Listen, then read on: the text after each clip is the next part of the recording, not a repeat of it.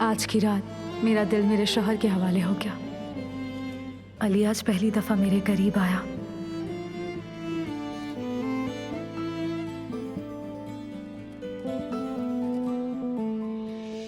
मेरी जिंदगी ही बदल गई। उसे माफ करने के बाद जिंदगी को जीना लगता है जैसे मैंने खुद को एक और मौका दिया। मुझे अली का कंपनी में रात गुजारना बिल्कुल पसंद नहीं है यार। खुदा जाने आज रात किस वक्त आएगा। वाकई सब कुछ बिगड़ गया है। जाहिद भी सुबह सवेरे ही चला गया।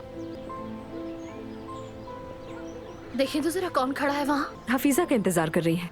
शायद नैयर को अस्पताल से छुट्टी मिल रही है ना, इसीलिए। नूर, इधर आओ।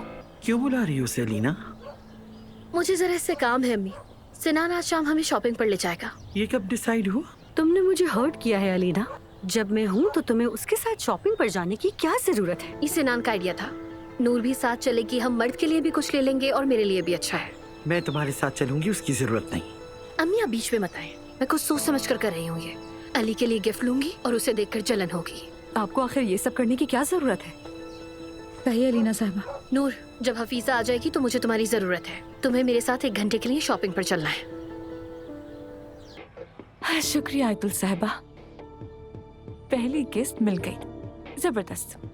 अलीना साहिबा, अगर मैं ना जाऊं, क्योंकि मर्द के आने से पहले हम वापस नहीं आ सकेंगे।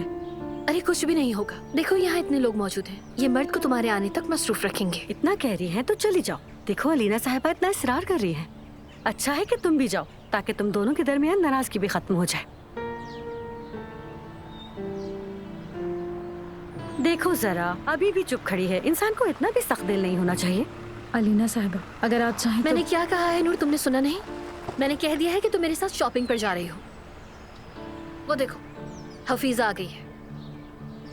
अपना काम खत्म करके मेरे पास आओ।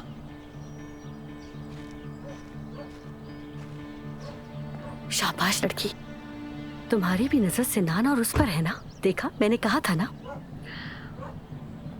ये मोहब्बत बदुआ बन गई है।